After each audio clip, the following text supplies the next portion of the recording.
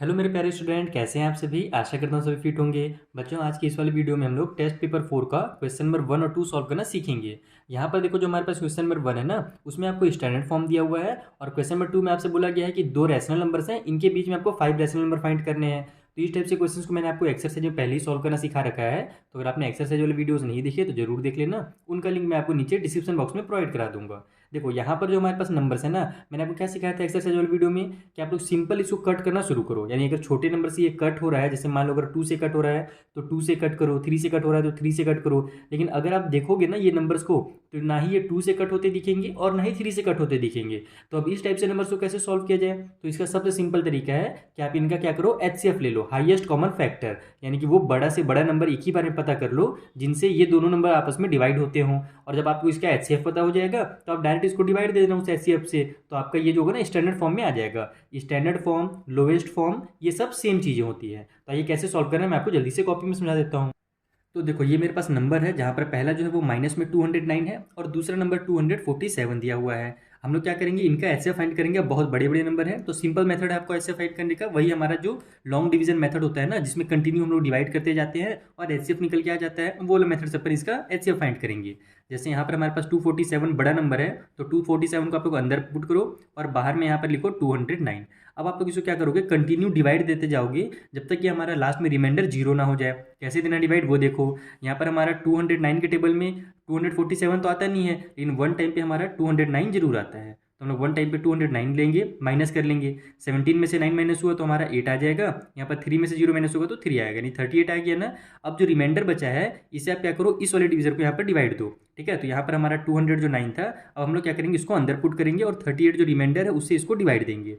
तो अब हमारा 209 अब 38 के टेबल में कितने टाइम पे आता है ये तो पता है नहीं हमको, तो हम लोग क्या करेंगे, अप्रॉक्स लगाएंगे। यानी कि 38 को मान लेंगे 40, ठीक है, दिमाग लगा करके, और इसको 200 मान लेंगे। तो 40 के टेबल में 200 कितने टाइम पे आता है, 4 के टेबल में 25 टाइम पे आता है ना, तो 40 के टेबल में 200 भी हमारा 5 टाइम पे आएगा। तो ये भी लगभग 5 टाइम पे आ जाएगा। हम लोग लेकिन जरूर चेक करेंगे मल्टीप्लाई करके। तो 38 मल्टीप्लाई 5 कर दो आप यहीं पर, ये सब काम आप लोग रफ में करना, ठीक है। 5 8 जो हो जाएगा हमारा 40 का 0, कैरी हो गया हमारे पास 4, 5 3 जा 15 और 4 19, तो 190 आ गया जो कि इसके पास है। तो हम लोग 5 टाइम पे 190 ले लेंगे। ठीक है, अब इसको सब्ट्रैक्ट कर लो तो आपका 9 आ जाएगा। यहाँ पर अब 10 में से 9 माइनस हुआ, फिर 20 में से 19 माइनस करोगे तो 1 आ जाएगा, तो 19 आ गया। अब इस 38 को यहाँ अंदर पुट करो, जब तक हमारा रिमाइंडर जीरो ना आ जाए तब तक आपको डिवाइड देते चलना है। ठीक, तो यहाँ पर हमारा देखो 19 टू जो होता है 38, तो ये मेरा 2 बार में कंप्लीट हो गया। रिमाइंडर जीरो हो गया ना, तो किसने रिमाइंडर को जीरो किया, इस 19 ने जीरो को किया। यानी कि इन दोनों का जो एचसीएफ होगा वो 19 होगा। तो यहाँ पर हम लोग लिख लेंगे एचसीएफ इक्वल टू 19।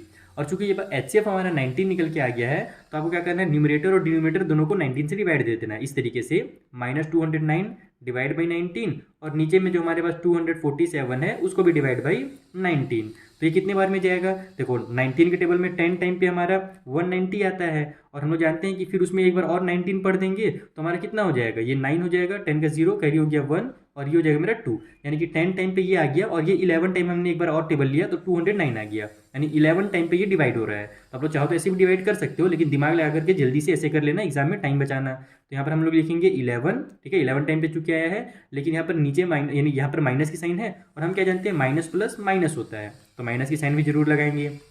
उसके बाद हम नीचे कितने बार में जा रहा है, तो देखो 19 के टेबल में हम लोग 3 टाइम पढ़ते हैं तो कितना आता है हमारा 57 आता है ना।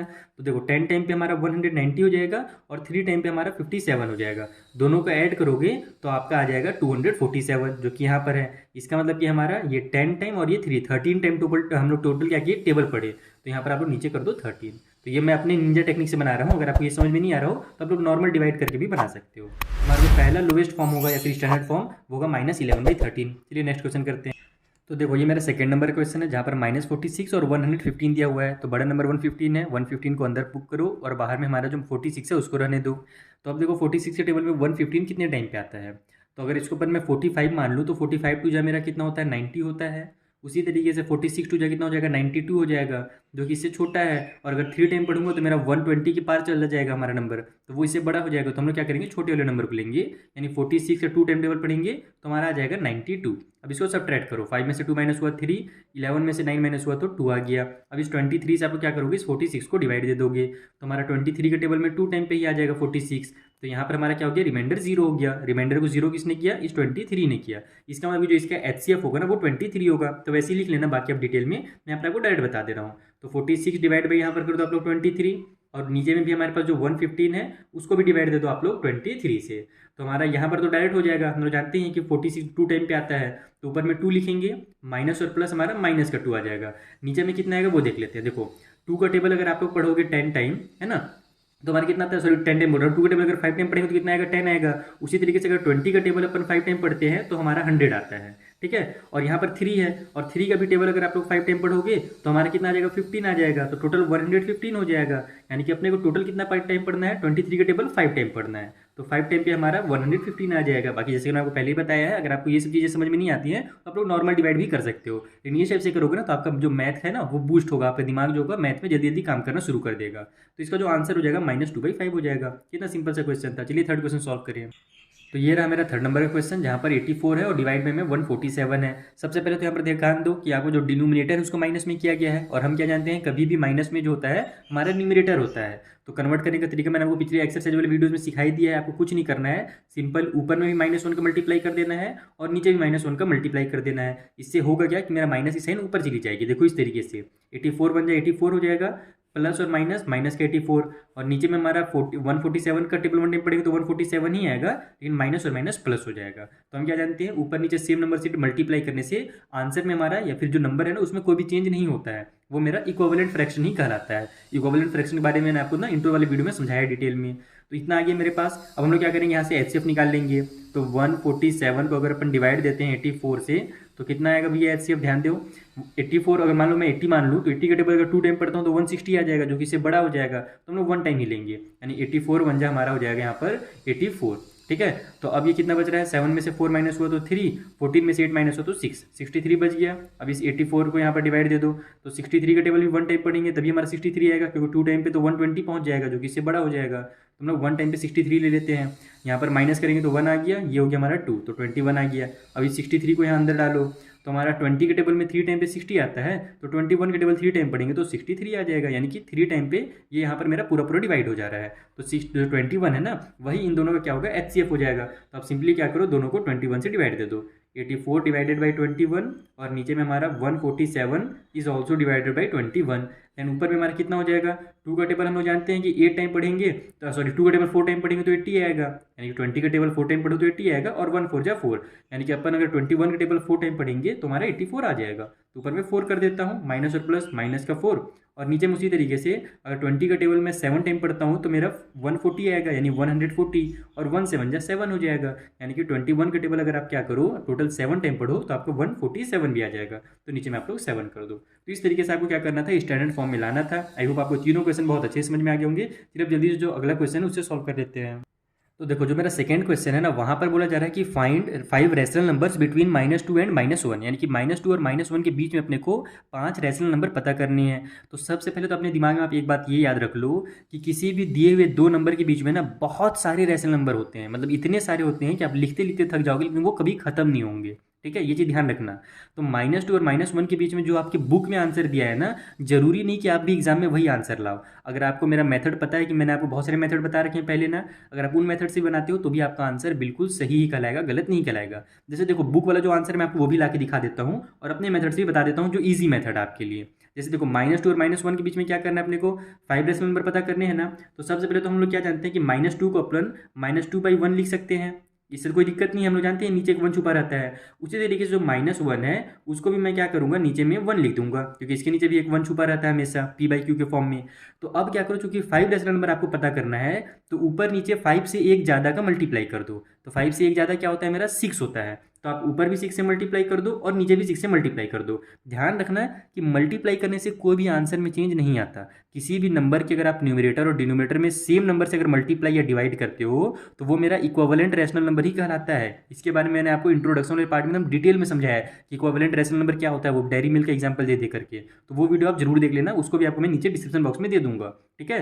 तो यहाँ पर देखो जब हम लोग इसका मल्टीप्लाई करेंगे तो ये मेरा हो जाएगा -12 और नीचे में आ जाएगा 6। सेम उसी तरीके से आप लोग क्या करोगे, यहाँ पर भी ऊपर नीचे 6 से मल्टीप्लाई कर दो। तो ऊपर में हमारे पास कितना आ जाएगा, -6, और नीचे में आ जाएगा मेरे पास 6 1 जा 6। तो अब देखो डिनोमिनेटर हमारे पास सेम सेम है, -12 यानी कि देखो -12/6 को ही अपन -2 बोलते हैं। अगर आप इसको सॉल्व करोगे तो ये -2 हो जाएगा। इसका और इसका वैल्यू जो है ना वो बराबर है। जैसे अगर आप 50 रुपये का नया नोट दुकान में लेकर के जाओगे या फिर 50 रुपये का पुराना वाला नोट दुकान में लेकर के जाओगे, दोनों का वैल्यू तो सेम रहता है, आपको 50 रुपये का ही सामान मिलेगा। ये तो नहीं कि नया वाला नोट लेके जाओगे तो आपको 100 रुपये का सामान दे देगा, ऐसा तो है नहीं। उसी तरीके से -2 और -12/6 दोनों एकदम बराबर है, इन दोनों की जो वैल्यू है ना वो एकदम बराबर है। ठीक है, बस इनका फेस चेंज हो गया, प्लास्टिक सर्जरी हो गया कह लो, या फिर नया नोट बन गया, पुराना नोट से नया नोट हो गया, और कुछ नहीं।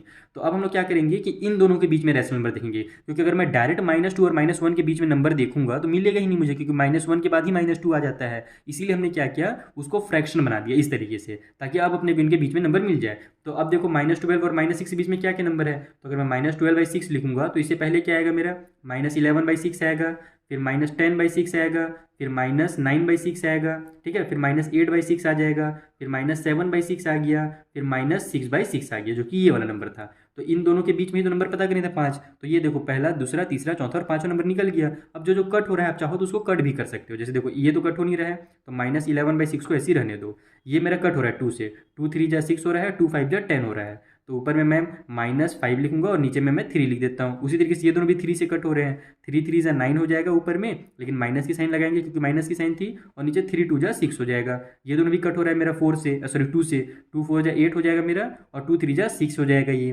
ठीक है, ये दोनों ऊपर में नीचे कट होगा, ये दोनों लेकिन कट नहीं हो रहे हैं, तो -7/6 लिख दो। तो इस तरीके से आप बुक वाला भी आंसर ला सकते हो। बुक में कभी भी जो सॉल्व करके देता है ना वो इसी मेथड से करता है।